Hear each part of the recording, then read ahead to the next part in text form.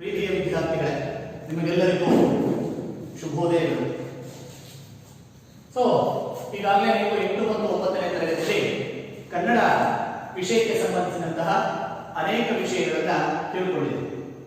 ಆದರೂ ಸಹ ಇವತ್ತಿನ ಒಂದು ಪಾಠವನ್ನು ಆರಂಭಿಸುವುದಕ್ಕಿಂತ ಮೊದಲು ಕೆಲವು ವಿಷಯಗಳನ್ನು ನಿಮಗೆ ಹೇಳುವುದರ ಮೂಲಕ ನಾನು ಪಾಠವನ್ನು ಆರಂಭಿಸಲಿಕ್ಕೆ ಇಚ್ಛಿಸ್ತೇನೆ. ಪ್ರೀತಿಯ ವಿದ್ಯಾರ್ಥಿಗಳೇ, ಕನ್ನಡ ಸಾಹಿತ್ಯವನ್ನು ಬಹಳ ಪ್ರಮುಖವಾಗಿ ಗದ್ಯ ಮತ್ತು ಪದ್ಯ ಎನ್ನುವಂತಹ ಎರಡು ರೀತಿಯ ವಿಭಾಗಗಳನ್ನಾಗಿ ಮಾಡಿಕೊಂಡಿದೆ. ಗದ್ಯ ಎಂದರೆ ನಿಮಗೆಲ್ಲ ಗೊತ್ತಿದೆ, ಯಾವುದೇ ಒಂದು ವ್ಯಾಕರಣಾಂಶಗಳಿಗೆ ಹೆಚ್ಚು ಒತ್ತನ್ನು ಕೊಡದೆ ಅಲಂಕಾರಗಳನ್ನ ಹೇಳಿದರೆ ನೇರವಾಗಿ ಹೇಳುವಂತ ವಿಷಯವನ್ನ ವಿವರವಾಗಿ ಹೇಳುತ್ತಾ ಬರೆತಾ ಹೋಗುವಂತಹದನ್ನ ನಾವು ಗದ್ಯ ಅಂತ ಕರೆಯುತ್ತೇವೆ. ಹಾಗೆ ಪದ್ಯ ಅಂದ್ರೆ ಪದ್ಯವನ್ನ ಬರೆಯುವಾಗ ಅದರದೇ ಆಗಿರುವಂತಹ ಕೆಲವು ನಿಯಮಗಳು ಇರುತ್ತವೆ. ಛಂದಸ್ಸಿಗೆ ಅನುಗುಣವಾಗಿ ನಾವು ಈ ಪದ್ಯಗಳನ್ನ ರಚಿಸಬೇಕಾಗಿದೆ. ನಾನು ಈ ವಿಚಾರವನ್ನ ಹೆಚ್ಚು ಹೇಳಿದ್ರೆ ಮುಂದಕ್ಕೆ ಹೋಗುವಂತಹ ಪ್ರಯತ್ನವನ್ನ ನಾನು ಮಾಡ್ತೇನೆ. ಇವತ್ತಿನ ಒಂದು ವಿಷಯ ಏನಪ್ಪಾ ಅಂತಂದ್ರೆ, ಒಂದು ಪದ್ಯವನ್ನು ತಗೊಂಡಾಗ ಇದರಲ್ಲಿ ಅನೇಕ ಅಂಶಗಳು ಬರ್ತಾ ಹೋಗ್ತವೆ. ಕನ್ನಡ ಸಾಹಿತ್ಯವನ್ನು ಬಹಳ ಪ್ರಮುಖವಾಗಿ ಅನೇಕ ಹಂತಗಳನ್ನಾಗಿ ವಿಭಾಗಿಸಿಕೊಂಡಿದ್ದಾರೆ ಅಧ್ಯಯನದ ದೃಷ್ಟಿಯಿಂದ. ನವೋದಯ ಪೂರ್ವ, ನವೋದಯ, ಪ್ರಗತಿಶೀಲ, ದಲಿತ ಬಂಡಾಯ, ದಲಿತ ಮತ್ತು ಬಂಡಾಯ ಎನ್ನುವಂತಹ ಸಾಹಿತ್ಯ ವಿಭಾಗಗಳನ್ನು ಮಾಡಿಕೊಂಡು ಅಭ್ಯಾಸ ಮಾಡುವಂತಹದನ್ನ ನೋಡುತ್ತೇವೆ.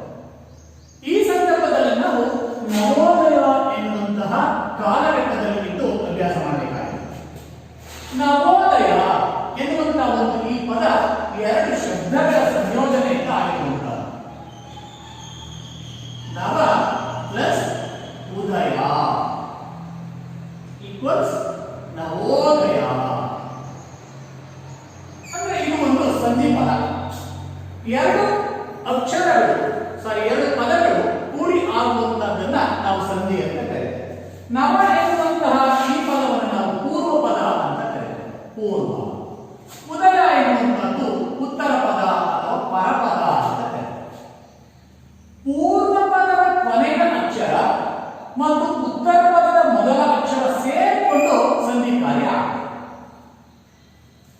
ಮತ್ತೊಮ್ಮೆ ಪೂರ್ವ ಪದದ ಕೊನೆಯ ಅಕ್ಷರ ಹಾಗೂ ಉತ್ತರ ಪದದ ಕೊನೆಯ ಅಕ್ಷರ, ಈ ವ್ಯಂಜನದಲ್ಲಿ ಒಂದು ಸ್ವರಾಕ್ಷರ ಸೇರಿಕೊಂಡಿರುತ್ತೆ. ಈ ಸ್ವರಾಕ್ಷರ ಮತ್ತು ಉತ್ತರ ಪದದ ಮೊದಲನೆಯ ಸ್ವರಾಕ್ಷರ ಸೇರಿಕೊಂಡು ಸಂಧಿ ಕಾರ್ಯ. ನವ ಪ್ಲಸ್ ಉದಯ. ಪೂರ್ವ ಪದದ ಕೊನೆಯಲ್ಲಿರುವಂತಹ ವಾ ಎನ್ನುವಂತಹ ವ್ಯಂಜನಾಕ್ಷರದಲ್ಲಿ ಇರುವಂತಹ ಸ್ವರ ಆ, ಉತ್ತರ ಪದದಲ್ಲಿ ಇರುವಂತಹ ಮೊದಲ ಅಕ್ಷರ ಉ. ಈ ಎರಡು ಅಕ್ಷರಗಳು ಸೇರ್ಕೊಳ್ಳುವಾಗ ಹೊಸದೊಂದು ಪದ ಬಂದು ಸೇರ್ಕೊಂಡಿದೆ, ಅದೇ ಓ, ನವೋದಯ. ಹೀಗೆ ಸಂಧಿ ಕಾರ್ಯ ಆಗ್ತದೆ. ಇದನ್ನು ನಾವು ಗುಣಸಂಧಿ ಅಂತ ಕರೀತೇವೆ. ಸಂಧಿ ಸಂದರ್ಭದಲ್ಲಿ ನಾನು ಇದನ್ನ ಹೇಳ್ಕೊಡ್ತೇನೆ. ಈ ನವೋದಯ ಅಂತಂದ್ರೆ ಏನಪ್ಪಾ ಅಂದ್ರೆ, ನವ ಅಂದ್ರೆ ಹೊಸದು, ಉದಯ ಅಂದ್ರೆ ಹುಟ್ಟುವಂತದ್ದು, ಸಾಹಿತ್ಯದಲ್ಲಿ ಹೊಸ ಹುಟ್ಟು ಬಂತು ಅಂತ ಇದರ ಅರ್ಥ. ಅಂದ್ರೆ ನಮ್ಗೆಲ್ಲ ಗೊತ್ತಿರೋ ಹಾಗೆ ಕನ್ನಡ ಸಾಹಿತ್ಯದ ಉಗಮ ಯಾವತ್ತಾಯಿತು ಅಂದ್ರೆ ಅದನ್ನ ವಿವರಿಸ್ತಾ ಹೋದ್ರೆ ಬಹಳ ಟೈಮ್ ತಗೊಳ್ಳುತ್ತೆ. ಈಗಾಗಲೇ ಹಳೆಗನ್ನಡದ ಕವಿ ಅಂತ ಏನ್ ಕರಿತೇವೆ, 9 ಅಥವಾ 10ನೇ ಶತಮಾನ ಪಂಪನ ಯುಗ ಅಂತ ಏನ್ ಕರಿತೇವೆ. ಈ ಆದಿಕವಿ ಪಂಪನಿಂದ ಆರಂಭ ಆಯಿತು ಅಂತ ನಾವು ಹೇಳ್ತೇವೆ. ಯಾಕೆಂದ್ರೆ ಅಲ್ಲಿಂದ ನಮಗೆ ಲಿಖಿತವಾಗಿರುವಂತಹ ದಾಖಲೆಗಳು ಸಿಗ್ತವೆ, ಸಾಹಿತ್ಯಕ್ಕೆ ಲಿಖಿತವಾಗಿರುವಂತಹ ದಾಖಲೆಗಳು ಸಿಗ್ತವೆ. ಹಾಗಾಗಿ ನಾವು ಈ 9ನೇ ಶತಮಾನದ ಅಂತ್ಯ ಮತ್ತು 10ನೇ ಶತಮಾನದ ಆರಂಭದಿಂದ ಈ ಕನ್ನಡ ಸಾಹಿತ್ಯ ಎನ್ನುವಂಥದ್ದು ಬೆಳೆದು ಬಂತು ಎನ್ನುವಂಥದ್ದನ್ನು ನೋಡ್ತಾ ಹೋಗ್ತೇವೆ. ಈ ನವೋದಯ ಅಂದ್ರೆ ಈ ಹೊಸ ಕಲ್ಪನೆ ಏನಪ್ಪಾ ಅಂದ್ರೆ, 9ನೇ ಶತಮಾನದ ಅಂತ್ಯ ಮತ್ತು 10ನೇ ಶತಮಾನದಲ್ಲಿ ಇದ್ದಂತಹ ಸಾಹಿತ್ಯ ಅದು ಚಂಪೂ ಸಾಹಿತ್ಯ ಅಂತ ಕರೀತಾರೆ.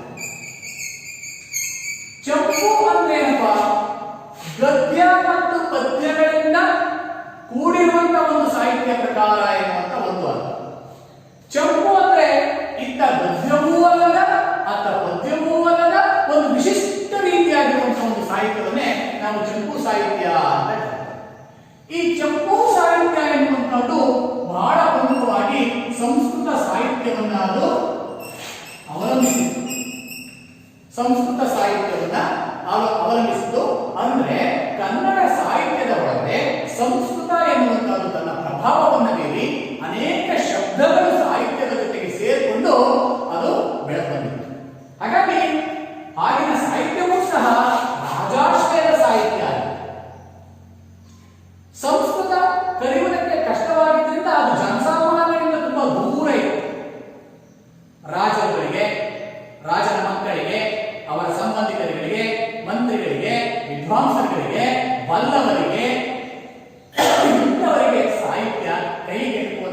ಸಾಹಿತ್ಯದಲ್ಲಿ ಇದರಿಂದ ಜನಸಾಮಾನ್ಯರು ಬೇಸತ್ತು ಹೋಗಿದೆ.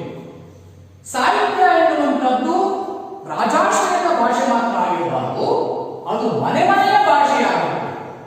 ಪ್ರತಿಯೊಬ್ಬ ವ್ಯಕ್ತಿಗೆ ಅರ್ಥವಾಗುವಂತಹ ಒಂದು ರೀತಿಯಲ್ಲಿ ಇರಬೇಕು ಅಂತ ಜನಸಾಮಾನ್ಯರು ಬಯಸ್ತಾ ಇದ್ದಾರೆ. ಹಾಗಾಗಿ ಸಾಹಿತ್ಯ ಎನ್ನುವಂಥದ್ದು ಅನೇಕ ಹಂತಗಳಾಗಿ ಬೆಳೀತಾವೆ. ಇಂತಹ ಸಂದರ್ಭದಲ್ಲಿ ನಾವು ಈ ಕಲಿಬೇಕಾಗಿರುವಂತಹದ್ದು ನವೋದಯ ಎನ್ನುವಂಥ ಕಾಲಘಟ್ಟದಲ್ಲಿ ಇದ್ದಂಥ ಕವಿಗಳು ಬರೆದಂತಹ ಒಂದು ಪದ್ಯವನ್ನು ನಾವು ನೋಡ್ತಾ ಇದ್ದೇವೆ. ಈಗ ಅರ್ಥ ಆಗಿದೆಯಲ್ವಾ? ಈ ನವೋದಯ ಕಾಲದಲ್ಲಿ ಕುವೆಂಪು ಅವರನ್ನ ಹಿಡಿದು ಬೇಂದ್ರೆಯವರಿಂದ ಹಿಡಿದು ಇತ್ತೀಚಿನ ಅನೇಕ ಕವಿಗಳು ಸಹ ಈ ಒಂದು ಸಾಹಿತ್ಯ ಪ್ರಕಾರದಲ್ಲಿ ಕಾವ್ಯವನ್ನ ಬರೀತಾ ಹೋಗ್ತಾರೆ. ಈಗಾಗಲೇ ನಿಮಗೆ ಗೊತ್ತಿರೋ ಹಾಗೆ ಕನ್ನಡಕ್ಕೆ 7 ಜ್ಞಾನಪೀಠ ಪ್ರಶಸ್ತಿಗಳು ಬಂದಿವೆ. ಎಷ್ಟು? 7 ಜ್ಞಾನಪೀಠಗಳು. ಈ ಜ್ಞಾನಪೀಠ ಎನ್ನುವಂಥದ್ದು ಸಾಹಿತ್ಯಕ್ಕೆ ಕೊಡಬಹುದಾಗಿರುವಂತಹ ಒಂದು ಶ್ರೇಷ್ಠವಾಗಿರುವಂತಹ ಒಂದು ಪ್ರಶಸ್ತಿ. ಮೊದಲನೆಯವರು ಕುವೆಂಪು, ಎರಡನೆಯವರು ಬೇಂದ್ರೆ, ಮೂರನೆಯವರು ಶಿವರಾಮ್ ಕಾರಂತರು, ಹಾಗೇನೆ ವಿ.ಕೃ. ಗೋಕಾಕ್, ಹಾಗೆ ಯು ಆರ್ ಅನಂತಮೂರ್ತಿ, ಹಾಗೇನೆ ಕಾರ್ನಾಡ್, ಹಾಗೇನೆ ಇನ್ನೊಬ್ಬರು ಚಂದ್ರಶೇಖರ್. ಹೀಗೆ 7 ಜನರಿಗೆ ಜ್ಞಾನಪೀಠ ಪ್ರಶಸ್ತಿ ಎನ್ನುವಂಥದ್ದು ಬಂದಿದೆ. ಇದರಲ್ಲಿ ಬಹಳ ವಿಶೇಷವಾಗಿ ಕಾಣುವಂತವರು ಕುವೆಂಪು ಅವರಾದರೂ ಸಹ 2ನೇ ಸ್ಥಾನದಲ್ಲಿ ಇರುವಂತವರು ದ.ರಾ. ಬೇಂದ್ರೆ.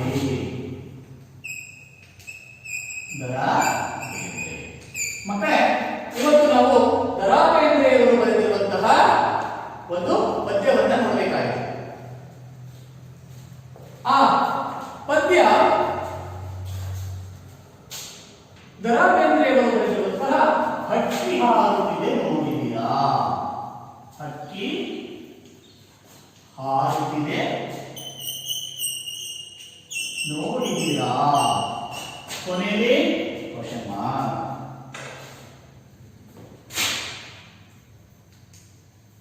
ದ.ರಾ. ಬೇಂದ್ರೆ ಕೆಲವರೆಲ್ಲ ದ.ರಾ. ಬೇಂದ್ರೆಯವರನ್ನ ಕೇಳಿದ್ರೆ ಅಂಬಿಕಾತನಯ ದತ್ತ ಎಂಬ ಕಾವ್ಯನಾಮದಿಂದ ಪ್ರಸಿದ್ಧಿಯಾಗಿರುವಂತಹ ಕವಿ ಯಾರಪ್ಪ ಅಂದ್ರೆ ತಕ್ಷಣನೇ ದ.ರಾ. ಬೇಂದ್ರೆ ಅಂತ ಹೇಳ್ತಾರೆ. ಅದು ದ.ರಾ. ಅಲ್ಲ, ದ.ರಾ. ಬೇಂದ್ರೆ ಅಂದ್ರೆ. ದ.ರಾ. ಬೇಂದ್ರೆ ಅಂದ್ರೇನು? ದತ್ತಾತ್ರೇಯ ರಾಮಚಂದ್ರ ಬೇಂದ್ರೆ ಎನ್ನುವಂಥದ್ದು ಇವರ ಪೂರ್ಣ ಹೆಸರು. ಅಂಬಿಕಾತನಯ ದತ್ತ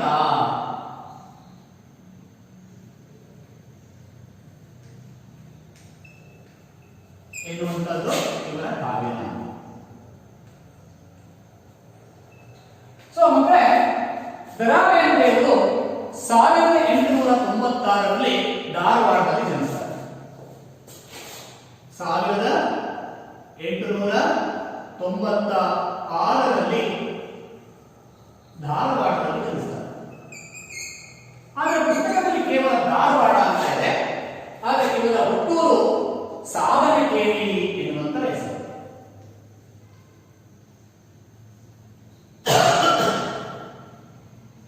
ಸಾಧನಕೇರಿ ಎನ್ನುವಂತ ಊರಿನಲ್ಲಿ ಹುಟ್ಟುತ್ತಾರೆ. ಇವರು ಪ್ರೌಢಶಾಲೆಯಲ್ಲಿ ಅಧ್ಯಾಪಕರಾಗಿ, ಸೊಲ್ಲಾಪುರದ ಕಾಲೇಜಿನಲ್ಲಿ ಪ್ರಾಧ್ಯಾಪಕರಾಗಿ ಇವರು ಸೇವೆಯನ್ನು ಸಲ್ಲಿಸ್ತಾರೆ. ಹೀಗೆ ಸೇವೆಯನ್ನು ಸಲ್ಲಿಸುವುದರ ಜೊತೆಯಲ್ಲಿ ಧಾರವಾಡದ ಆಕಾಶವಾಣಿಯ ಬಾನುಲಿ ಪ್ರಸಾರದಲ್ಲಿ ಸಲಹೆಗಾರರಾಗಿಯೂ ಸಹ ಸೇವೆಯನ್ನು ಸಲ್ಲಿಸ್ತಾರೆ. ಪ್ರೌಢಶಾಲೆಯಲ್ಲಿ ಅಧ್ಯಾಪಕರಾಗಿ,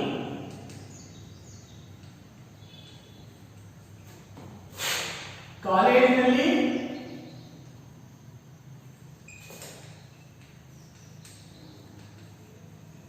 ಪ್ರಾಧ್ಯಾಪಕರಾಗಿ ಹಾಗೂ ಆಕಾಶವಾಣಿಯ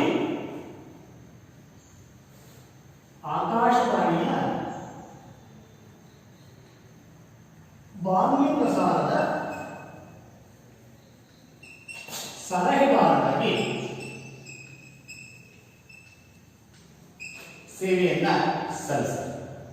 ಇವರು ಕೇವಲ ಕನ್ನಡ ಸಾಹಿತ್ಯದಲ್ಲಿ ಮಾತ್ರ ಸಾಹಿತ್ಯವನ್ನು ರಚಿಸದೆ ಇಂಗ್ಲಿಷ್ ಮತ್ತು ಮರಾಠಿಯಲ್ಲಿಯೂ ಸಹ ಅವರು ಸಾಹಿತ್ಯವನ್ನು ರಚಿಸ್ತಾರೆ. ಕನ್ನಡ, ಮರಾಠಿ ಹಾಗೂ ಇಂಗ್ಲಿಷ್ ಭಾಷೆಯಲ್ಲಿಯೂ ಸಹ ಇವರು ಪಾಂಡಿತ್ಯವನ್ನು ಹೊಂದಿದ್ರು ಎನ್ನುವಂತಹದ್ದು ನಮಗೆ ತಿಳಿದು. ಇಂತಹ ಒಬ್ಬ ಶ್ರೇಷ್ಠವಾಗಿರುವಂತಹ ಕವಿ ಸಾಹಿತ್ಯದಲ್ಲಿ ಅನೇಕ ಕವನ ಸಂಕಲನಗಳನ್ನ ಕೃತಿಗಳನ್ನ ಬರೆದಿರುವಂತಹದನ್ನ ನಾವು ನೋಡ್ತೇವೆ. ಮೇಘದೂತ, ಗರಿ, ನಾದಲೀಲೆ, ನಾಕುತಂತಿ ಹೀಗೆ ಅನೇಕ ಕೃತಿಗಳನ್ನ ಅವರು ರಚಿಸಿರುವಂತಹದ್ದು ತಿಳಿದು ಬರುತ್ತದೆ. ಹೀಗೆ ಬರೆದಂತಹ ಕೃತಿಗಳಿಗೆ ಅನೇಕ ಪ್ರಶಸ್ತಿಗಳು ಸಹ ಅವರನ್ನ ಆರಿಸಿಕೊಂಡು ಬಂದಿರುವಂತಹದ್ದನ್ನ ನೋಡ್ತೇವೆ. ಕೇಂದ್ರ ಸಾಹಿತ್ಯ ಅಕಾಡೆಮಿ ಪ್ರಶಸ್ತಿ, ಜ್ಞಾನಪೀಠ ಪ್ರಶಸ್ತಿ, ಭಾರತ ಸರ್ಕಾರ ಕೂಡ ಮಾಡುವಂತಹ ಪದ್ಮಭೂಷಣ ಪ್ರಶಸ್ತಿ, ಹೀಗೆ ಅನೇಕ ಪ್ರಶಸ್ತಿಗಳು ಅವರನ್ನ ಆರಿಸಿಕೊಂಡು ಬರುವಂತಹದನ್ನ ನಾವು ನೋಡ್ತೇವೆ. ಅವರು ಬರೆದಿರುವಂತಹ ಕೃತಿಗಳು ಅಂದ್ರೆ ಗರಿ, ನಾದಲೀಲೆ, ನಾಕುತಂತಿ,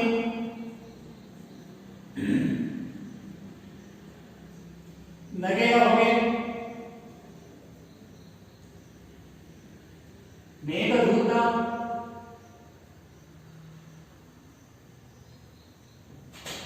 ಸಾಹಿತ್ಯದ ವಿರಾಟ ರೂಪ,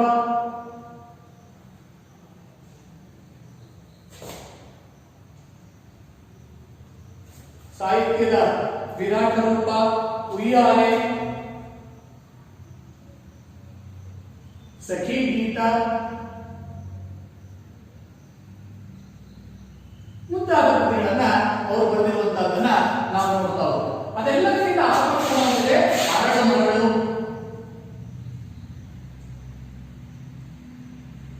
ಎನ್ನುವಂತಹ ಪ್ರಮುಖ ಕೃತಿಗಳನ್ನ ಅವರು ಬರಿತಾ ಹೋಗುವಂತಹದನ್ನ ನಾವು ಈ ಅರಳಮರಳು ಎನ್ನುವಂತಹ ಕೃತಿಗೆ ಕೇಂದ್ರ ಸಾಹಿತ್ಯ ಅಕಾಡೆಮಿ ಪ್ರಶಸ್ತಿ,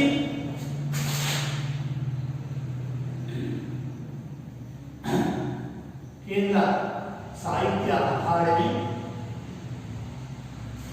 ಹಾಗೆ ನಾಕುತಂತಿ ಎನ್ನುವಂತಹ ಕೃತಿಗೆ ಜ್ಞಾನಪೀಠ ಪ್ರಶಸ್ತಿ ಬಂದಿರುವಂತಹದನ್ನ ನಾವು ನೋಡ್ತಾ ಹೋಗ್ತೀವಿ. ಇದರ ಜೊತೆಗೆ ಶಿವಮೊಗ್ಗದಲ್ಲಿ ನಡೆದಂತಹ 27ನೇ ಅಖಿಲ ಕರ್ನಾಟಕ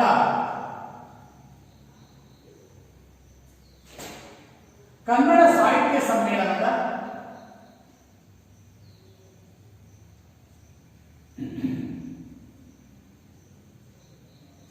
ಅಧ್ಯಕ್ಷರಾಗಿಯೂ ಸಹ ಅವರು ಅಧ್ಯಕ್ಷರಾಗಿ ಅವರು ಕೆಲಸವನ್ನು ಮಾಡಿರುವಂತಹದನ್ನ ನಾವು ನೋಡ್ತಾ ಹೋಗ್ತೀವಿ. ಈಗ ಬೇಂದ್ರೆಯವರ ಅಕ್ಕಿ ಹಾಡುತ್ತಿದೆ ನೋಡಿದಿರಾ ಎನ್ನುವ ಪದ್ಯದ ಒಂದು ಪ್ರಾಮುಖ್ಯತೆ ಏನು ಎನ್ನುವಂತಹದನ್ನ ನಾವಿವತ್ತು ನೋಡಬೇಕಾಗಿದೆ. ನವೋದಯ ಕಾಲದ ಜನಪ್ರಿಯ ಕಾವ್ಯಗಳಲ್ಲಿ ಭಾವಗೀತೆ ಎನ್ನುವಂತಹದಕ್ಕೆ ಒಂದು ಅಗ್ರಸ್ಥಾನ ಇರುವಂತಹದನ್ನ ನೋಡ್ತೇವೆ.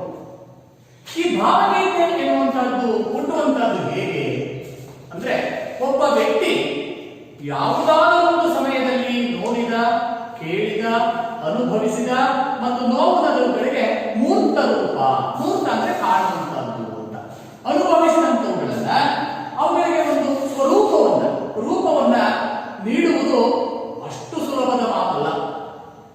ಪ್ರತಿಭಾವಂತರಿಂದ ಮಾತ್ರ ಆಗುವಂತಹದ್ದು. ಪ್ರತಿಭೆ ಇದ್ದಂಥವರಿಗೆ ಮಾತ್ರ ಈ ಭಾವಗೀತೆಯನ್ನು ಕಟ್ಟಲಿಕ್ಕೆ ಅಥವಾ ಬರೀಲಿಕ್ಕೆ ಸಾಧ್ಯ. ಯಾವಾಗ ಸಾಧ್ಯ? ತಾನು ಕಂಡದ್ದನ್ನ, ನೋಡಿದ್ದನ್ನ, ಕೇಳಿದ್ದನ್ನ ಅದಕ್ಕೆ ಒಂದು ರೂಪವನ್ನ ಕೊಡುವಂತಹ ಶಕ್ತಿ ಅವನಲ್ಲಿ ಇರಬೇಕು, ಸಾಮರ್ಥ್ಯ ಅವನಲ್ಲಿ ಇರಬೇಕು.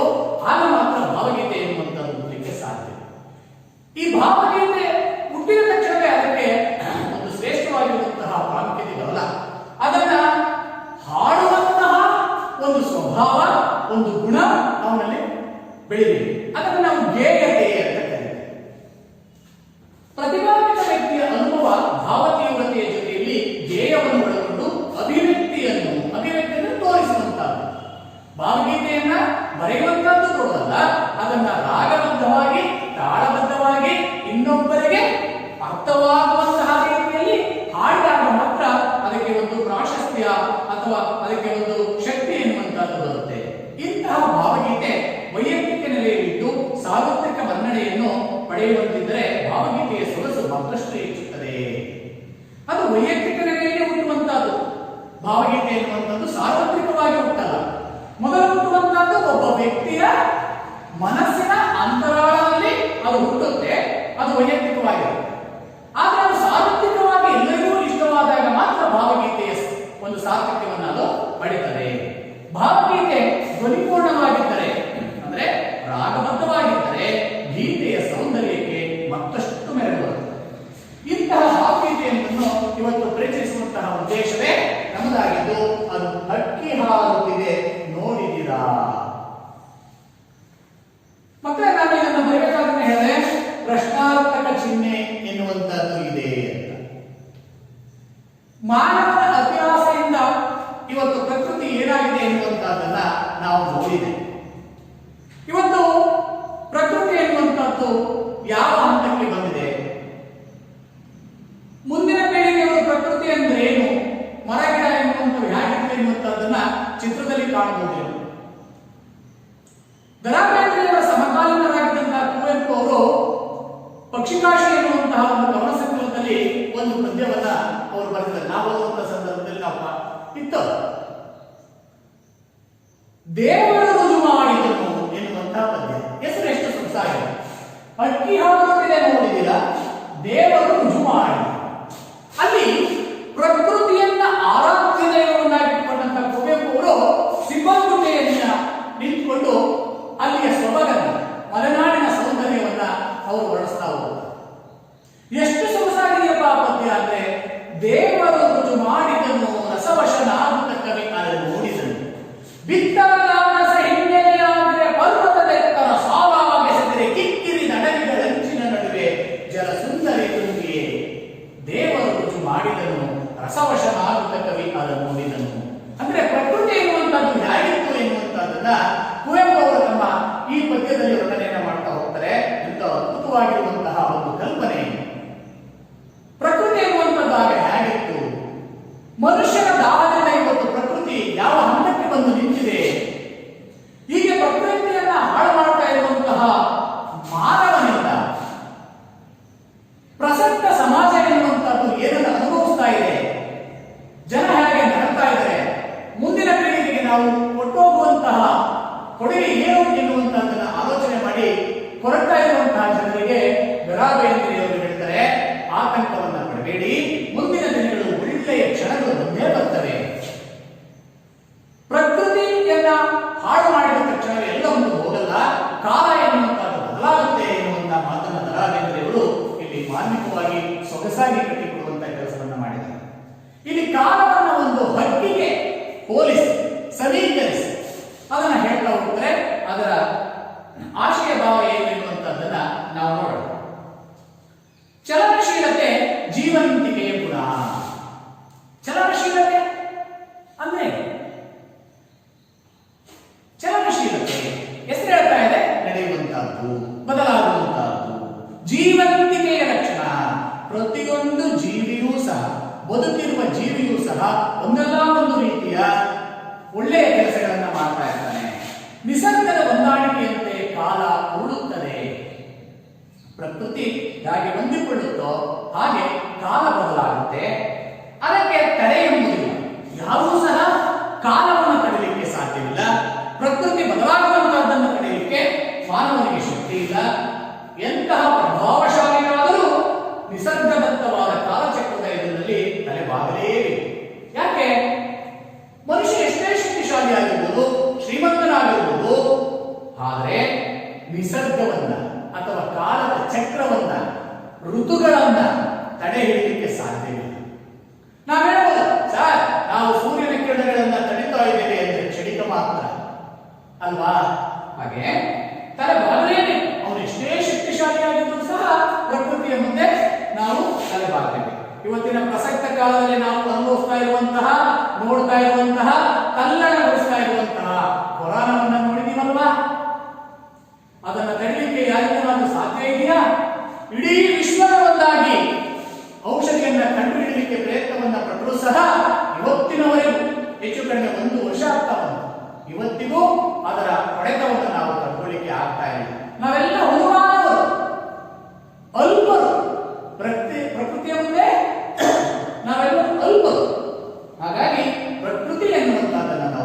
ತಿಳಿಸಬೇಕು. ಅದಕ್ಕೆ ನಾನು ಮೊದಲು ಒಂದು ಪದ್ಯವನ್ನು ಕೋಟ್ ಮಾಡಿದೆ. ಕುವೆಂಪು ಅವರ ಪದ್ಯ ಎಷ್ಟು ಸೊಗಸಾಗಿದೆ ಎನ್ನುವಂಥದ್ದನ್ನ ನಾವು ನೋಡ್ತಾ ಹೋಗಿದ್ವಿ. ಅದನ್ನು ಮುಂದೆ ಮತ್ತೆ ಒಂದು ಸಾರಿ ಕೇಳುವ. ಆಯಾ ಕಾಲದಲ್ಲಿ ನಡೆದ ಪ್ರತಿಯೊಂದು ಘಟನೆಯೂ ಕಾಲ ಉಳಿದಂತೆ ಇತಿಹಾಸವಾಗುತ್ತಾ ಹೋಗುತ್ತದೆ. ಬಹಳ ಪ್ರಮುಖವಾಗಿರುವಂಥದ್ದು. ಆಯಾ ಕಾಲದಲ್ಲಿ ನಡೆದ ಪ್ರತಿಯೊಂದು ಘಟನೆಯು, ಇವತ್ತು ಅನುಭವಿಸ್ತಾ ಇರುವಂತಹ ಕೊರೋನಾನು ಅಷ್ಟೇ, ಇದು ಮುಗಿದು ಹೋದ್ಮೇಲೆ ಅದು ಇತಿಹಾಸ ಆಗುತ್ತೆ. ಇತಿಹಾಸ ಅಂದ್ರೇನು?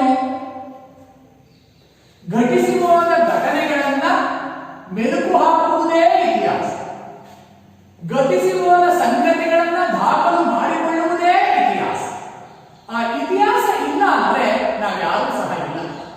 ಹಿಂದಿನದನ್ನ ಮೆಲುಕು ಹಾಕದೆ ಮುಂದೆ ನಾವು ಜೀವನವನ್ನು ನಡೆಸುವುದು ಅಸಾಧ್ಯವಾಗುತ್ತೆ ಎನ್ನುವಂತ ಅರ್ಥ.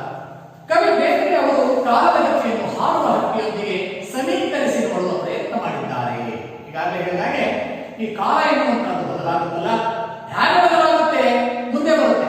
ಹಕ್ಕಿ ನಿಕ್ಕುವ ಹೊತ್ತಿನ ಒಳಗೆ ಅಂತ ಹೇಳ್ತಾರೆ. ಕಣ್ಣು ಮುಚ್ಚಿ ಕಣ್ಣು ತೆರೆಯುವುದರೊಳಗೆ ಹಕ್ಕಿ ಹಾರಿ ಹೋಗುತ್ತೆ ಅಂತ. ಕಾಲವೂ ಹಾಗೆ ಬದಲಾಗುತ್ತೆ. ಕಷ್ಟದ ಕಾಲಗಳು ಕ್ಷಣ ಮಾತ್ರದಲ್ಲಿ ಮಾಯ ಆಗುತ್ತೆ. ಹೊಸ ಮನ್ವಂತರ ಎನ್ನುವಂಥದ್ದು ತೆರೆದುಕೊಳ್ಳುತ್ತೆ ಎನ್ನುವಂಥ ಮಾತನ್ನ ಬೇಂದ್ರೆಯವರು ಹೇಳ್ತಾ ಹೋಗ್ತಾರೆ. ಹೀಗೆ ಹಕ್ಕಿಯನ್ನ ಕಾಲದ ಗತಿಗೆ ಹೋಲಿಸ್ತಾ ಹಕ್ಕಿಯ ಹಾರುವಿಕೆ ಪ್ರಕೃತಿಯ ಸಹಜ ಕ್ರಿಯೆಯೊಂದಿಗೆ ಯುಗಗಳೇ ಹುರುಳಿ, ಯುಗಗಳೇ ಒಂದು ಎರಡು ಅವೆಷ್ಟೋ ಯುಗಗಳು ಹುರುಳಿ ಹೊಸತನಕ್ಕೆ ತೆರೆದುಕೊಳ್ಳುವ ಸಂಕೇತವೂ ಆಗಿದೆ. ಮಕ್ಕಳು ಎಷ್ಟು ಅದ್ಭುತವಾಗಿರುವಂತಹ ಕಲ್ಪನೆಯನ್ನ ದರಾಬೇಂದ್ರೆಯವರು ಕಟ್ಟಿಕೊಂಡಿದ್ದಾರೆ. ನಾವೀಗಾಗಲೇ ನೋಡ್ತಾ ಇರ್ತೇವೆ, ಮಂಗಳ ಗ್ರಹಕ್ಕೆ ಮಾನವನ ಪ್ರವೇಶ ಆಗಿದೆ, ಕಾಲಿಟ್ಟಿದ್ದಾನೆ, ಅಲ್ಲಿ ನೀರಿದೆಯಂತೆ, ಅಲ್ಲಿ ಮನುಷ್ಯ ಮುಂದಿನ ದಿನಗಳಲ್ಲಿ ವಾಸ ಮಾಡಲಿಕ್ಕೆ ಯೋಗ್ಯವಾಗಿರುವಂತಹ ವಾತಾವರಣ ಇದೆಯಂತೆ ಎನ್ನುವಂತಹ ಮಾತುಗಳನ್ನು ನಾವು ನೋಡಿದ್ದೇವೆ, ಕೇಳಿದ್ದೇವೆ. ಇದನ್ನು ದರಾಬೇಂದ್ರೆಯವರು ಹಿಂದೆ ಹೇಳಿದ್ರು. ಶುಕ್ರ ಮತ್ತು ಮಂಗಳ ಗ್ರಹಗಳಿಗೆ ಮನುಷ್ಯ ಹೋಗ್ತಾನೆ ಎನ್ನುವಂತ ಮಾತನ್ನು ಮೊದಲೇ ಅವರು ಹೇಳಿದ್ರು. ಅದಕ್ಕೆ ಹೇಳ್ತಾರೆ ರವಿ ಕಾಣದನ್ನ ಕವಿ ಕಂಡ ಎನ್ನುವಂತ ಮಾತನ್ನು. ಎಲ್ಲರೂ ಕವಿಗಳಾಗಲಿಕ್ಕೆ ಸಾಧ್ಯ ಇಲ್ಲ. ಹಾಗಾಗಿ ನೋಡಿ, ಶುಕ್ರ ಚಂದ್ರ ಮಂಗಳ ಲೋಕ ಸಂಚಾರಕಾದ ಒಂದು ಭೌತಿಕ ಲಕ್ಷಣ. ಬ್ರಿಟಿಷರ ಸಾಮ್ರಾಜ್ಯಶಾಹಿಯಿಂದ ಪಾರಾಗುವ ಸ್ವಾತಂತ್ರ್ಯ ಚಿಂತನದ ಕಲ್ಪನಾ ಪಕ್ಷಿಯು ಆರಾಟದ ಇನ್ನೊಂದು ಲಕ್ಷಣ. ಅಂದ್ರೆ ಕೇವಲ ಈ ಪ್ರಕೃತಿಯನ್ನು ಹಾಳು ಮಾಡಿದಂಥವರು ನಾವು ಮಾತ್ರ ಅಲ್ಲ, ಪಾಶ್ಚಾತ್ಯರು ನಮ್ಮ ಪ್ರಕೃತಿಯನ್ನು ಕೊಳ್ಳೆ ಹೊಡ್ಕೊಂಡು ಹೋಗಿದ್ರು. ಹಾಗಾಗಿ ನಾವು ಚಿಂತೆಯನ್ನ ಮಾಡುವಂತಹದ್ದು ಬೇಡ. ಕಾಲ ಉರುಳಿದಂತೆ ಎಲ್ಲವೂ ಸಹ ಸರಿ ಹೋಗುತ್ತೆ ಎನ್ನುವಂತಹ ಆಶಾಭಾವನೆಯನ್ನು ಹೊಂದಬೇಕು ಎನ್ನುವಂತಹ ಒಂದು ಶಕ್ತಿಯನ್ನ ಯುವ ಪೀಳಿಗೆಯಲ್ಲಿ ಕವಿ ಹುಟ್ಟಿಸ್ತಾ ಹೋಗ್ತಾ ಇದೆ. ಇದಲ್ಲದೆ ಮಂಗಳ ಲೋಕದ ಅಂಗಳಕ್ಕೆ ಮಾನವನ ಏರುವ ಸೂಚನೆಯನ್ನು ಸಾರಿದ ಕವನ ಇದಾಗಿದೆ ಎನ್ನುವುದು ಗಮನ. ಕಾಲ ಪಕ್ಷಿಯ ಹೊಡೆತಕ್ಕೆ ಮಾನವ ಪ್ರಪಂಚದಲ್ಲಾಗುವ ವೈಚಿತ್ರ್ಯದ ವಿಸ್ಮಯದಲ್ಲಿ ಒಂದು ಉದ್ಗಾರವಿದೆ. ಇಂಥ ಭಾವಗೀತೆಯನ್ನು ಪರಿಚಯಿಸುವುದೇ ಇಲ್ಲಿನ ಆಶಯವಾಗಿದೆ. ಎಷ್ಟು ಸೊಗಸಾಗಿರುವಂತಹ ಅರ್ಥಗಳನ್ನ ಕವಿ ಇಲ್ಲಿ ಮನುಷ್ಯರಿಗೆ ಹೇಳ್ತಾ ಹೋಗ್ತಾರೆ. ಪ್ರತಿಯೊಬ್ಬರು ಸಹ ಹೇಳ್ತಾ ಹೋಗ್ತಾರೆ. ಬುದ್ಧಿಜೀವಿಗಳು ಪ್ರಕೃತಿಯನ್ನ ಆರಾಧಿಸುವುದು. ಪ್ರಕೃತಿ ಎನ್ನುವಂತಹದ್ದು ಮೊದಲ ದೇವರು. ಪ್ರಕೃತಿ ಇಲ್ಲ ಅಂದ್ರೆ ಬದುಕನ್ನು ನಡೆಸಲಿಕ್ಕೆ ಸಾಧ್ಯವೇ ಇಲ್ಲ. ನೋಡಿ, ಮನುಷ್ಯನ ದೇಹವೇ ಒಂದು ಪ್ರಕೃತಿ. ಮನುಷ್ಯನ ಆರೋಗ್ಯ ಸರಿಯಾಗಿದ್ರೆ ಎಲ್ಲವೂ ಸಹ ಸರಿಯೋಗಿ ಅದು ನಡ್ಕೊಂಡು ಹೋಗುತ್ತೆ. ಇಲ್ಲಾಂದ್ರೆ ಏನನ್ನೂ ಸಹ ಮಾಡಲಿಕ್ಕೆ ಸಾಧ್ಯ ಇಲ್ಲ ಎನ್ನುವಂತಹ ಎಚ್ಚರಿಕೆಯನ್ನ ಇಲ್ಲಿ ದರಾಬೇಂದ್ರೆಯವರು ಕೊಡ್ತಾ ಹೋಗ್ತಾರೆ. ಎರಡು ಅಂಶಗಳು, ಒಂದು ಎಚ್ಚರಿಕೆಯನ್ನ ಕೊಡ್ತಾರೆ, ಇನ್ನೊಂದು ಹೊಸ ಆಶಾಭಾವನೆಯನ್ನ ಅವರು ಹುಟ್ಟಿಸ್ತಾ ಹೋಗ್ತಾರೆ. ಹಾಗಾದ್ರೆ ಪದ್ಯ ಭಾಗವನ್ನು ನೋಡೋಣ. ಒಂದ್ಸಾರಿ ಈ ಪದ್ಯವನ್ನು ನಾನು ಓದ್ತೇನೆ, ಆ ನಂತರದಲ್ಲಿ ಅದರ ವಿವರಣೆಯನ್ನು ಕೊಡುವಂತಹ ಪ್ರಯತ್ನವನ್ನು ನಾನು ಮಾಡೋಣ. ಈರುಳ್ಳಿ ಇಳಿದು ದಿನ ದಿನ ಬೆಳಗ್ಗೆ ಸುತ್ತಮುತ್ತಲು ಮೇಘದ ಕೆಳಗೆ ಗಾವುದ ಮುಂದೆ ಎವೆತೆರ ದಿಕ್ಕುವ ಹೊತ್ತಿನ ಒಳಗೆ ಹಕ್ಕಿ ಹಾರುತ್ತಿದೆ ನೋಡಿದ್ದೀರಾ? ಪ್ರಶ್ನೆಯನ್ನು ಹಾಕ್ತಾ ಇದ್ದಾರೆ ಮನುಷ್ಯರಿಗೆ. ನೀವು ನೋಡಿದ್ದೀರಾ? ಹಕ್ಕಿ ಆಗ್ತಾ ಇದೆ, ನೋಡಿದ್ದೀರಾ? ಆದ್ರೆ ಕವಿನೇ ಹೇಳ್ತಾರೆ, ಇದು ಕಾಲ್ಪನಿಕವಾಗಿರುವಂತಹ ಹಕ್ಕಿ, ಕಾಲಕ್ಕೆ ಸಮೀಕರಿಸಿ ಹೇಳ್ತಾ ಇರುವಂತಹ ಹಕ್ಕಿ. ನೋಡ್ರಿ, ಈರುಳ್ ಇಳಿ ಈ ಒಂದೇ ಒಂದು ಪದ 3 ಪದಗಳಿಂದ ಕೂಡಿದೆ.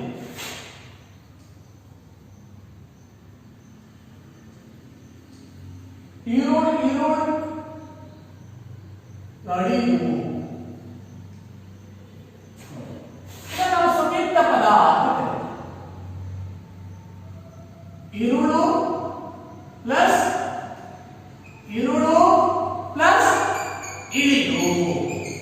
ಎನ್ನುವಂತಹ ಮೂರು ಪದಗಳು ಸೇರಿಕೊಂಡು ಒಂದು ಪದವಾಗಿದೆ. ನೋಡಿ, ಪರೀಕ್ಷೆಯಲ್ಲಿ ಒಂದು ಪ್ರಶ್ನೆಯನ್ನ ಕೇಳಬಹುದು. ಇರುಳಿರುಳು ಇದು ವ್ಯಾಕರಣದ ಯಾವ ಪ್ರಕಾರಕ್ಕೆ ಸೇರಿದೆ ಅಂತ ಕೇಳಬಹುದು. ಈಗಾಗಲೇ ನೋಡಿದೆ, ದ್ವಿರುಕ್ತಿ, ಜೋಡುಂದಿ,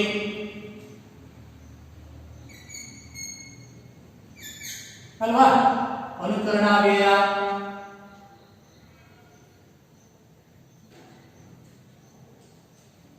ಈಗ ನೋಡ್ತಾ ಹೋಗ್ತೀವಿ. ಹಾಗಾದ್ರೆ ಈ ಶಬ್ದ, ಈ ಪದ ವ್ಯಾಕರಣದ ಯಾವ ಪ್ರಕಾರಕ್ಕೆ ಸೇರಿದೆ ಅಂದ್ರೆ ದ್ವಿರುಕ್ತಿ. ದ್ವಿ ಉಕ್ತಿ. ದ್ವಿ ಅಂದ್ರೆ ಎರಡು, ಉಕ್ತಿಯನ್ನು ಮಾಡಿ ಒಂದು ಶಬ್ದವನ್ನ ಎರಡೆರಡು ಬಾರಿ ಉಚ್ಚಾರಣೆಯನ್ನ ಮಾಡುವಂತಹ ಪದವನ್ನು ನಾವು ದ್ವಿರುಕ್ತಿ ಅಂತ ಹೇಳ್ತೀವಿ. ಇದು ಒಂದು ಅರ್ಥದ ಪ್ರಶ್ನೆ ಇರುತ್ತದೆ. ಇರುಳಿರು ಇಳಿದು ದಿನ ದಿನ ಬೆಳಗ್ಗೆ, ಸುತ್ತಮುತ್ತಲೂ ಮೇಲಕ್ಕೆ ಕೆಳಗೆ, ಬಾಹುದ ಬಾಹುದ ಬಾಹುದ ಮುಂದೆ ಎವೆ ತೆರೆ ದಿಕ್ಕುವ ಹೊತ್ತಿನ ಒಳಗೆ ಹಕ್ಕಿ ಹಾರುತ್ತಿದೆ ನೋಡಿದಿರಾ ಎಂತ ಅದ್ಭುತವಾಗಿರುವಂತಹ ಶಬ್ದಗಳನ್ನ ಇಲ್ಲಿ ಕವಿ ಹೇಳ್ತಾ ಹೋಗ್ತಾರೆ. ಇರುಳು ಪ್ಲಸ್ ಇರುಳು. ಇರುಳು ಅಂದ್ರೇನು? ರಾತ್ರಿ. ರಾತ್ರಿ ರಾತ್ರಿಗಳು ಮುಗಿದು ಹೋಗಿ ಇಳಿದು, ರಾತ್ರಿ ರಾತ್ರಿಗಳು ಮುಗಿದು ಹೋಗಿ ದಿನ ದಿನ ಬೆಳೆ. ದಿನ ಅಂದ್ರೆ ಹಗಲು, ದಿನ ಅಂದ್ರೆ ಸೂರ್ಯ ಅಲ್ವಾ. ರಾತ್ರಿ ಆದ್ಮೇಲೆ ಕತ್ತಲಾಗಲೇಬೇಕು, ಸಾರಿ ಬೆಳಕಾಗಲೇಬೇಕು ಅಲ್ವಾ. ಬೆಳಕಾದ್ಮೇಲೆ ಕತ್ತಲು ಬರಲೇಬೇಕು. ಈಗ ಏನ್ ಬಂದಿದೆ ಪ್ರಕೃತಿಯಲ್ಲಿ? ಇರುಳು. ಇರುಳು ಅಂದ್ರೆ ರಾತ್ರಿ. ರಾತ್ರಿ ಅಂದ್ರೆ ಕಷ್ಟ. ಕಷ್ಟಗಳು ಬಂದ್ಬಿಟ್ಟಿದೆ. ಆದ್ರೆ ಅಯ್ಯೋ ಕಷ್ಟ ಬಂದ್ಬಿಟ್ಟಿದೆಯಲ್ಲ, ಏನ್ ಮಾಡೋದು ಅಂತ ಚಿಂತನೆಯನ್ನ ಮಾಡ್ತಾ ಹೋಗ್ಬಾರ್ದು. ಮಾಡಬೇಕು, ಚಿಂತೆ ಮಾಡಬೇಕು, ಆದ್ರೆ ಅದನ್ನೇ ಒಂದು ದೊಡ್ಡದಾಗಿರುವಂತಹ ಸಮಸ್ಯೆಯನ್ನಾಗಿ ಮಾಡ್ಕೋಬಾರ್ದು. ಕಷ್ಟದ ಹಿಂದೆ ಸುಖ ಎನ್ನುವಂತದ್ದು ಇದ್ದೇ ಇರುತ್ತದೆ. ನಾವೆಲ್ಲ ಮನುಷ್ಯರಪ್ಪ ಅಂದ್ರೆ ನಮಗೆ ಸುಖ ಮಾತ್ರ ಬೇಕು, ಕಷ್ಟ ಬೇಡವೇ ಬೇಡಪ್ಪ, ಇವರು ಕಷ್ಟ ಮುಟ್ಟುತ್ತಾ ಬೇಡಪ್ಪ ಅಂತ ಹೇಳಿ ನಾವು ಯಾವಾಗಲೂ ಎರಡನ್ನ ಸಮಪಾಲಿನಂತೆ ನಾವು ನೋಡ್ತಾ ಹೋಗ್ತೀವಿ. ಕಷ್ಟ ಮತ್ತು ಸುಖಗಳು ಒಂದೇ ನಾಣ್ಯದ ಎರಡು ಮುಖಗಳು. ನೋಡಪ್ಪ, ನಮಗೆ ಎರಡು ಕಾಲವಿದ್ದಾವಲ್ವಾ, ಎಡಗಾಲ ಮತ್ತು ಬಲಗಾಲ. ಬಲಗಾಲನ ಮುಂದಿಟ್ಟು ಅಂದ್ರೆ ಎಡಗಾಲ ಚಿಂತೆ ಮಾಡುತ್ತಾ? ಇಲ್ಲ ಇಲ್ಲ, ಬಲಗಾಲಿನ ಸರದಿ ಮುಗಿದ ಮೇಲೆ ನನ್ನ ಸರದಿ ಬರುತ್ತೆ, ನಾನು ಮುಂದೆ ಬಂದೇ ಬರ್ತೀನಿ. ಬಲಗಾಲಿಗೆ ಮುಂದೆ ಇದ್ದೇನೆಂಬ ಗರ್ವವಿಲ್ಲ, ಎಡಗಾಲಿಗೆ ಹಿಂದೆ ಇದ್ದೇನೆಂಬ ಸಂಕೋಚವಿಲ್ಲ. ಏಕೆಂದರೆ ಒಂದು ಕಾಲು ಮುಂದೆ ಹೋದ ಮೇಲೆ ಇನ್ನೊಂದು ಕಾಲು ಹಿಂದೆ ಬರಲೇಬೇಕು. ಹಾಗೆ ಕಷ್ಟಗಳು ಮುಗಿದ ಮೇಲೆ ಸುಖ ಎನ್ನುವಂತದ್ದು ಬಂದೇ ಬರುತ್ತೆ. ಇರುಳು ಇರುಳು ಇಳಿದು ದಿನ ದಿನ ಬೆಳಗ್ಗೆ, ಸುತ್ತಮುತ್ತಲು ಮೇಲಕ್ಕೆ ಕೆಳಗೆ. ಹಕ್ಕಿ ಬಂದ್ಬಿಟ್ಟಿದೆ. ಈಗ ಕಾಲ ಎನ್ನುವಂಥದ್ದು ಹಕ್ಕಿಯ ರೂಪದಲ್ಲಿ ಬಂದಿದೆ, ಬದಲಾವಣೆಯನ್ನು ಮಾಡಿ ಬಂದಿದೆ. ಇರುಳಿರು ಇಳಿದು ದಿನ ದಿನ ಬೆಳಗ್ಗೆ, ಎಲ್ಲೆಲ್ಲಿ? ಸುತ್ತಮುತ್ತಲು ಮೇಲಕ್ಕೆ ಕೆಳಗೆ, ಗಾವುದ ಗಾವುದ ಗಾವುದ ಮುಂದೆ. ಗಾವುದ ಅಂದ್ರೆ ಗಾವುದ ಅಂದ್ರೆ ದೂರವನ್ನು ಅಳೆಯುವಂತಹ ಒಂದು ಸಾಧನ ಅಥವಾ ಮಾಪನ. ಏನು? ದೂರವನ್ನು ಅಳೆಯುವಂತಹ ಒಂದು ಸಾಧನ. ಒಂದು ದೂರ ಅಥವಾ ಒಂದು ಗಾವುದ ಅಂದ್ರೆ ನಾಲ್ಕು ಹರಿದಾರ. ಏನು? ಒಂದು ಗಾವುದ ಅಂದ್ರೆ ನಾಲ್ಕು ಹರಿದಾರ ಅಂದ್ರೆ ಸುಮಾರು 10 ರಿಂದ 12 ಮೈಲಿ ಕ್ರಮಿಸುವಂತಹ ಸಮಯ, ಕ್ರಮಿಸುವ ಸಮಯ. ಅಂದ್ರೆ ಹತ್ತಿ ಎನ್ನುವಂತದ್ದು ಒಂದು ಸಾರಿ ಅದು ಹೊರಟ್ರೆ ಎವೆ ತೆರೆ ದಿಕ್ಕುವ. ಎವೆ ಎಂದರೆ ಕಣ್ಣಿನರೆ. ಒಂದ್ ಸಾರಿ ಹಿಂಗ್ ಮುಚ್ಚಿ ಹಿಂಗ್ ತೆರೆದ್ರೆ ಅದು 4 ಗಾವುದ ದೂರ ಹೋಗಿರುತ್ತದೆ. ಅಂದ್ರೆ 10 ರಿಂದ 12 ಮೈಲಿಗಳಷ್ಟು ದೂರ ಅದು ಹೋಗಿರುತ್ತೆ ಎನ್ನುವಂತಹ ಕವಿಯ ಕಲ್ಪನೆಯಲ್ಲಿ ಹೇಳ್ತಾ ಹೋಗ್ತಾರೆ. ಗಾವುದ ಗಾವುದ ಗಾವುದ ಮುಂದೆ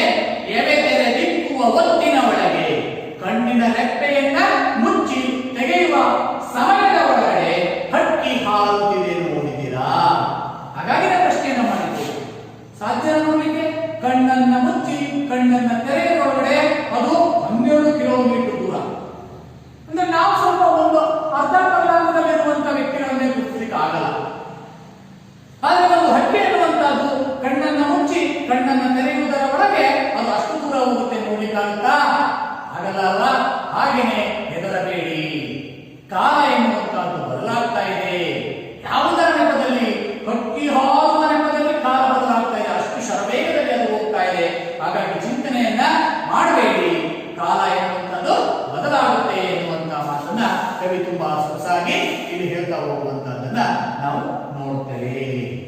ನೋಡಿ, ಹಾಗಾದ್ರೆ ಆ ಹಕ್ಕಿ ಹೇಗಿದೆ? ಹಕ್ಕಿಯ ವರ್ಣನೆಯನ್ನ ಕವಿ ತುಂಬಾ ಸೊಗಸಾಗಿ ಈ ಎರಡನೇ ಪದ್ಯ ಭಾಗದಲ್ಲಿ ವರ್ಣನೆಯನ್ನ ಮಾಡುವಂತಹದನ್ನ ನಾವು ನೋಡ್ತೇವೆ. ಮೊದಲನೇ ಪದ್ಯ ಅರ್ಥ ಆಯ್ತಾ? ಇನ್ನೊಂದ್ಸರಿ ಹೇಳ ನೋಡು.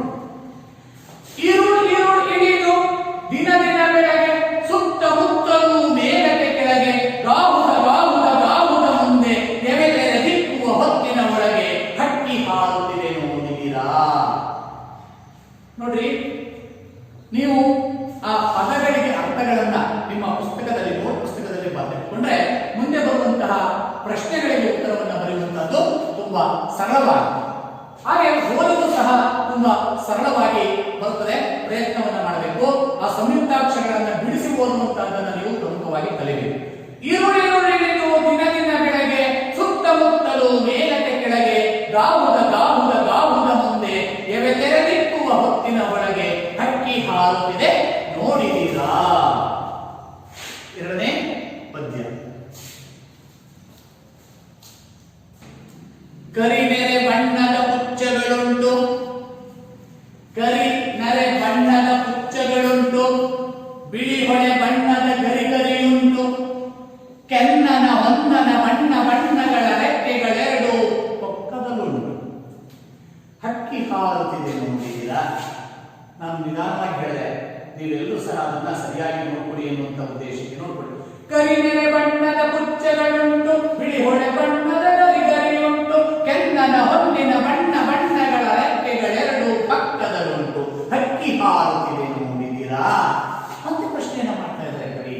ಯಾಕೆ ನಾವೆಲ್ಲ ಕಲ್ಲಣಗೊಂಡಿದ್ದೇವೆ, ಭಯ ಪಡ್ತಾ ಇದ್ದೇವೆ, ಆತಂಕದಲ್ಲಿದ್ದೀವಿ, ವಯೋಮುಖೇನಾಗುತ್ತೋ ಎನ್ನುವಂತಹ ಆಲೋಚನೆಯಲ್ಲಿ ನಾವೆಲ್ಲರೂ ಸಹ ಮಗ್ನರಾಗ್ತಿದ್ದೇವೆ. ಯಾವ ಉತ್ತಮವಾಗಿರುವಂತಹ ಕೆಲಸ ಕಾರ್ಯಗಳನ್ನು ಸಹ ನಾವು ಮಾಡ್ತಾ ಇಲ್ಲ. ನಮ್ಮ ಆಲೋಚನೆ ಎಲ್ಲ ಮುಂದಿನ ಭವಿಷ್ಯತ್ತಿನ ಕಡೆಗೆ ನಾವು ಆಲೋಚನೆಯನ್ನ ಮಾಡ್ತಾ ಇರಬೇಕಾದ್ರೆ ನಮ್ಮನ್ನ ಕಂಡಂತ ಕವಿ ಪ್ರಶ್ನೆಯನ್ನ ಮಾಡ್ತಾರೆ. ಹಕ್ಕಿ ಹಾರ್ತಾ ಇದೆ ನೋಡಿದ್ದೀರಾ? ಮುಂದೆ ಏನಾಗುತ್ತೆ ಅಂತ ನಿಮಗೆ ಗೊತ್ತಾ? ಯೋಚನೆ ಮಾಡಬೇಡಿ ಅಂತ ಹೇಳ್ತಾರೆ. ಹಾಗೆ ಹೇಳ್ತಾ ಹಕ್ಕಿಯ ವರ್ಣನೆಯನ್ನು ಅವರು ಮಾಡ್ತಾ ಹೋಗ್ತಾರೆ. ಏನಂತ? ಕರಿ ನರೆ ಬಣ್ಣದ ಪುಚ್ಚಗಳುಂಟು. ಕರಿಯಾಗಿರುವಂತಹ, ಕರಿ ಅಂದ್ರೆ ಕಪ್ಪನೆಯ, ನರೆ ಬೂದು ಬಣ್ಣದ, ಬರ್ಕೋಬೇಕು. ಕರಿ ನರೆ ಕಪ್ಪನೆಯ ಬೂದು ಬಣ್ಣದ ಪುಚ್ಚಗಳು, ಪುಕ್ಕ ಪುಚ್ಚ ಪುಕ್ಕ, ಪುಕ್ಕ ಅಂದ್ರೆ ರೆಕ್ಕೆಗಳು ಉಂಟು. ಹಾಗಾದ್ರೆ ಹಕ್ಕಿಗೆ ಎಂತಹ ರೆಕ್ಕೆಗಳಿದ್ದಾವೆ? ನಿಮ್ಮ ಪಾಠದಲ್ಲಿ ಪ್ರಶ್ನೆ ಇದೆ, ಈಗ ಮುಂದೆ ಬರುತ್ತೆ. ಕರಿ ನರೆ ಬಣ್ಣದ ಪುಚ್ಚಗಳುಂಟು, ಕಪ್ಪು ಮತ್ತು ಬೂದು ಬಣ್ಣದ ರೆಕ್ಕೆಗಳು ಇದಾವಂತೆ. ಯಾವುದಕ್ಕೆ? ಹಕ್ಕಿಗೆ. ಬಿಳಿ ಹೊಳೆ ಬಣ್ಣದ ಗರಿಗರಿಯುಂಟು, ಅದರಲ್ಲಿ ಗರಿಗಳಿದಾವೆ, ರೆಕ್ಕೆ ಒಳಗಡೆ ಗರಿಗಳಿದೆ. ಆ ಗರಿಗಳಿದ್ದಾವೆ ಬಿಳಿಯಾಗಿರುವಂತಹ ಮತ್ತು ಹೊಳೆಯುವಂತಹ, ಬಂಗಾರದಂತಹ ಪ್ರಕಾಶಮಾನವಾಗಿರುವಂತಹ ಬಿಳಿ ಹೊಳೆ ಬಣ್ಣದ ಗರಿಗರಿಯುಂಟು. ಗರಿಗಳು ಅಲ್ಲಿ ಇದ್ದಾವೆ. ಕೆನ್ನನ ಕೆಂಪಾದಂತಹ, ಹೊನ್ನನ ಹೊನ್ನಿನಂತಹ ಬಣ್ಣ ಬಣ್ಣಗಳ ರೆಕ್ಕೆಗಳೆರಡೂ ಪಕ್ಕದಲ್ಲುಂಟು. ನೋಡಿ ಮತ್ತೆ ಹೇಳ್ತಾರೆ. ಕೆನ್ನನ ಹೊನ್ನನ ಪ್ರಕಾಶಮಾನ, ಕೆಂಪಾಗಿ ಹೊನ್ನಿನಂತೆ ಹೊಳೆಯುವಂತಹ ಬಣ್ಣ ಬಣ್ಣಗಳ ರೆಕ್ಕೆಗಳೆರಡೂ ಪಕ್ಕದಲ್ಲುಂಟು. ಪಕ್ಕದಲ್ಲಿ ಅಂದ್ರೆ ದೇಹದ ಎರಡೂ ಭಾಗಗಳಲ್ಲಿ ಇದಾವೆ. ಹಕ್ಕಿ ಹಾರುತ್ತಿದೆ ನೋಡಿದ್ದೀರಾ? ಗೊತ್ತಾಯ್ತಾ? ಅರ್ಥ ಬರ್ಕೊಂಡಿದ್ದೀರಾ? ಇನ್ನೊಂದ್ಸರಿ ಹೇಳ್ತೀನಿ. ಕರಿನರೆ ಕಪ್ಪಾಗಿರುವಂತಹ, ಬೂದು ಬಣ್ಣದಿಂದ ಕೂಡಿರುವಂತಹ ಪುಚ್ಚ ರೆಕ್ಕೆಗಳು ಇದ್ದಾವೆ. ಆ ರೆಕ್ಕೆಗಳಲ್ಲಿ ಬಿಳಿ ಹೊಳೆ, ಬಿಳಿಯಾಗಿರುವಂತಹ ಪ್ರಕಾಶಮಾನವಾಗಿ ಹೊಳೆಯುವಂತಹ ಬಣ್ಣದ ಗರಿಗಳು ಇದ್ದಾವೆ. ಕೆನ್ನನ ಕೆಂಪಾಗಿರುವಂತಹ, ಹೊನ್ನನ ಹೊನ್ನಿನಂತಹ ಬಣ್ಣ ಬಣ್ಣಗಳ ಆ ರೆಕ್ಕೆಗಳು, ಪ್ರಕಾಶಮಾನವಾಗಿ ಹೊಳೆಯುವಂತಹ ರೆಕ್ಕೆಗಳು ಪಕ್ಕದಲ್ಲುಂಟು. ಪಕ್ಕೆಗಳು ಅಂತ, ಪಕ್ಕ ಅಂದ್ರೆ ಪಕ್ಕೆ, ಈ ಪಕ್ಕೆ ದೇಹದ ಎರಡು ಭಾಗಗಳಲ್ಲಿ ಪಕ್ಕೆಗಳಲ್ಲಿ ಇದ್ದಾವೆ. ಇಂತಹ ಬಣ್ಣಗಳಿಂದ ವಿಶಿಷ್ಟವಾಗಿರುವಂತಹ ಆಕಾರದಿಂದ ಕೂಡಿರುವಂತಹ ಹಕ್ಕಿ ಹಾರ್ತಾ ಇದೆ. ನೋಡಿದಿರ ನೀವು? ಕಾಣ್ತಾ ಇದೆಯಾ ಎನ್ನುವಂತ ಮಾತನ್ನ ಹೇಳ್ತಾರೆ. ಇನ್ನೊಂದ್ಸರಿ ಹೇಳ್ತೀನಿ ನೋಡಿ. ಕರಿನಗೆ ಬಣ್ಣದ ಕುಚ್ಚೆಗಳುಂಟು, ಬಿಳಿ ಹೊಳೆ ಬಣ್ಣದ ಗರಿಗರಿಯುಂಟು, ಕೆನ್ನನ ಹೊನ್ನನ ಬಣ್ಣ ಬಣ್ಣಗಳ ರೆಕ್ಕೆಗಳೆರಡು ಪಕ್ಕದಲ್ಲುಂಟು, ಹಕ್ಕಿ ಹಾರುತ್ತಿದೆ ನೋಡಿದಿರಾ. ಮಕ್ಕಳೇ, ಇವತ್ತಿಗೆ ಈ 2 ಪ್ಯಾರಾಗ್ರಾಫ್ ಸಾಕು. ಮುಂದಿನ ದಿನ ಉಳಿದಂತಹ ಪದ್ಯಭಾಗವನ್ನು ನೋಡೋಣ. ಈಗ ನೀವು ಮಾಡಬೇಕಾಗಿರುವಂತದ್ದು ಏನಪ್ಪಾ ಅಂದ್ರೆ, ನೀವೇ ಸ್ವತಃ ಈ 2 ಪದ್ಯಗಳನ್ನ ಓದ್ಕೋಬೇಕು. ನಿಮಗೆ ನಿಮ್ಮ ಮನಸ್ಸಿನಲ್ಲಿ ಉದ್ಭವವಾಗುವಂತಹ ಪ್ರಶ್ನೆಗಳನ್ನ ನೀವು ರೆಡಿ ಮಾಡಬೇಕು. ನೀವೇ ಪ್ರಶ್ನೆಗಳನ್ನ ರೆಡಿ ಮಾಡಿಕೊಂಡು ಈ ಪದ್ಯಗಳನ್ನ ಓದ್ಕೊಂಡು ಅಲ್ಲಿಯೇ ಉತ್ತರ ಇರ್ತದೆ. ಆ ಉತ್ತರಗಳನ್ನ, ಆ ಪ್ರಶ್ನೆಗಳಿಗೆ ನೀವು ಸರಿಯಾಗಿ ಉತ್ತರವನ್ನು ಬರ್ಕೊಂಡು ಬರಬೇಕು. ನಿಮಗೆ ಏನಾದರೂ ಡೌಟ್ಸ್ ಇದ್ರೆ ನೀವು ಅದನ್ನು ನೋಟ್ ಮಾಡಿಕೊಂಡು ಮುಂದಿನ ತರಗತಿಯಲ್ಲಿ ಪ್ರಶ್ನೆಯನ್ನ ಮಾಡಬೇಕು. Thank you.